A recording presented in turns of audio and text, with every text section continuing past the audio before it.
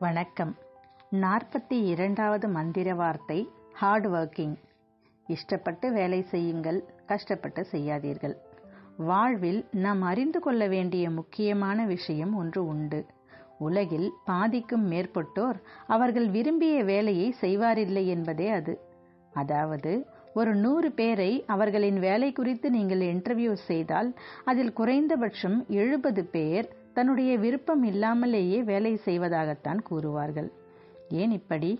அதேபோல் வாழ்வில் மிகச்சிறந்த வெற்றி பெற்ற ஒரு சிலரை எடுத்துக்கொள்ளுங்கள்.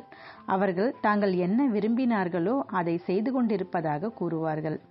சச்சின் ஆகட்டும், ஏ.ஆர். ரஹ்மானாக இருக்கட்டும், சானியா மிர்சாவாக இருக்கட்டும், இன்ஃபோசிஸ் நாராயணமூர்த்தியாக இருக்கட்டும், அவர்கள் சிறந்து விளங்க காரணம் அவர்களின் விருப்பத்திற்கு உரிய துறையிலேயே வேலை செய்வது. அப்படி செய்யும்போது அது அவர்களுக்கு வேலையாகவே தெரியாது, மகிழ்ச்சிக்குரிய ஒரு விஷயமாகவே இருக்கும். அதனால் நீங்கள் கஷ்டப்படாமல் இஷ்டப்பட்டு வேலை செய்ய வேண்டுமானால் நீங்கள் விரும்பும் துறையிலேயே வேலை செய்யுங்கள். எப்போது உங்களின் விருப்பமும் வேலையும் ஒன்றாக ஆகின்றதோ அப்போது நீங்கள் சாதிப்பீர்கள்.